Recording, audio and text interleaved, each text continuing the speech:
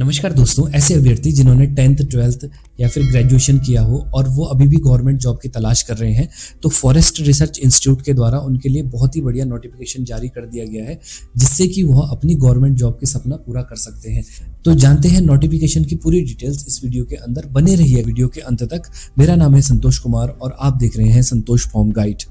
Forest research institute यानी कि FRI Dehradun के द्वारा टोटल 91 वैकेंसी के अंतर्गत नोटिफिकेशन को जारी कर दिया गया है, जिसकी जो ऑनलाइन एप्लीकेशन की जो स्टार्टिंग डेट है वो 4 मई 2026 से स्टार्ट हो जाएगी और जो अंतिम तिथि है वो 3 जून 2026 तक होगी। तो आप इससे पहले ही अपना जो ऑनलाइन एप्लीकेशन है वो सबमिट करवा दीजिएगा। अगर बात करो तो इसके जो एग्जाम डेट है यानी कि जो टेंटेटिव एग्जाम डेट है वो आपका जून 2026 में होने की संभावना है। तो इसमें डिस्क्रिप्टिव पेपर और स्किल ट्रेड टेस्ट भी होता है, उसकी भी जो डेट है वो आपको नोटिफाई कर दी जाएगी। अब हम देखते हैं कि कौन कौन सी ट्रेड में आपकी इसमें वैकेंसी निकली है। तो सबसे पहले हम बात करते हैं लाइब्रेरी इंफॉर्मेशन असिस्टेंट की। तो इसके जो टोटल पद है वो 2 पद निकले हैं और साथ ही साथ इसमें आपको जो ग्रेजुएशन किया हो आपने लाइब्रेरी साइंस के अंतर्गत। अब बात करते हैं टेक्निकल असिस्टेंट की। तो टेक्निकल असिस्टेंट के टोटल 4 पद है और इसमें आपका बैचलर होना चाहिए, लेकिन इसमें साथ ही साथ बॉटनी, फॉरेस्ट्री, एनवायरनमेंट या इकोलॉजी, अगर इनमें से कोई एक सब्जेक्ट आपका बैचलर डिग्री में होना चाहिए इस वैकेंसी के लिए।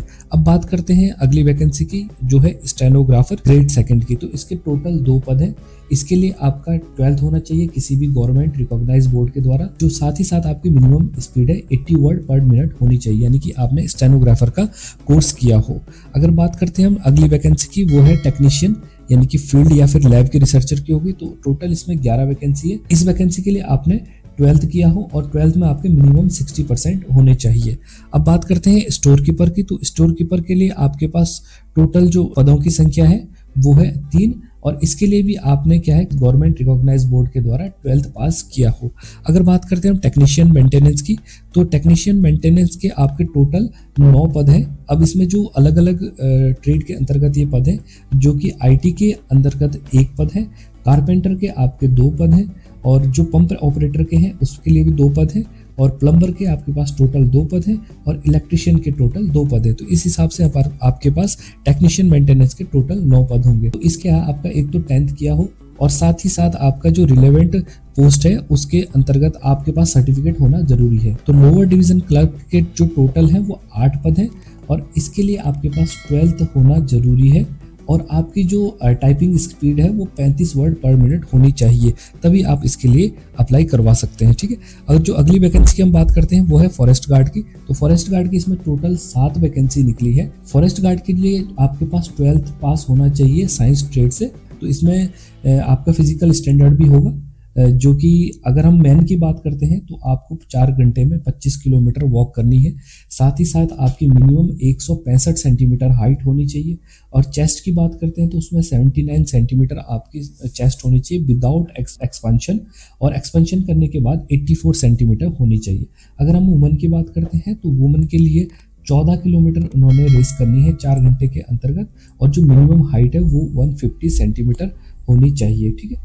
और जो चेस्ट की बात करें वो 74 सेंटीमीटर होनी चाहिए विदाउट एक्सपेंशन और 79 सेंटीमीटर होनी चाहिए विद एक्सपेंशन। तो ये है आपके फॉरेस्ट गार्ड की वैकेंसी। अगली जो वैकेंसी है वो है मल्टीटास्किंग स्टाफ यानी कि MTS की। तो इसके टोटल 45 पद है, सबसे ज्यादा वैकेंसी इसी में निकली है। तो इसके लिए आपके पास 10th स्टैंडर्ड होना चाहिए। अब बात करते हैं सिलेक्शन प्रोसेस की। तो हमने पहले भी बताया था जैसे आपका इसमें 3 प्रकार के टेस्ट होने, एक तो आपका CBT होगा, दूसरा आपका डिस्क्रिप्टिव टेस्ट होगा, तीसरा आपका जो ट्रेड से रिलेवेंट है यानी कि फील्ड जो टेस्ट होगा। तो ये 3 प्रकार के टेस्ट इसमें आपका होना है।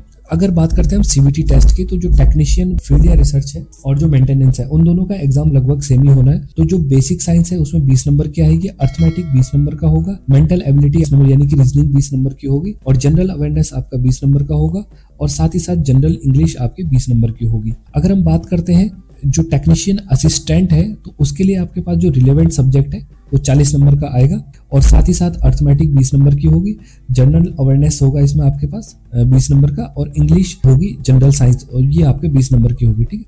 तो ये आपका टोटल आपका ये जो टेक्नीशियन के जो मेंटेनेंस और फील्ड रिसर्च है और जो फील्ड लैब वाला होगा टेक्नीशियन असिस्टेंट का, इसका जो एग्जाम है आपका 3 घंटे का होगा। अब बात करते हैं जो लोअर डिवीजन क्लर्क का जो एग्जाम पैटर्न है उसमें आपका एप्टीट्यूड आपका 25 नंबर का रहेगा, जनरल इंग्लिश आपकी 25 नंबर की रहेगी, जनरल अवेयरनेस 25 नंबर का होगा और जनरल इंटेलिजेंस आपका 25 नंबर का होगा। ठीक है, तो टोटल आपका 100 नंबर का इसमें एग्जाम होगा।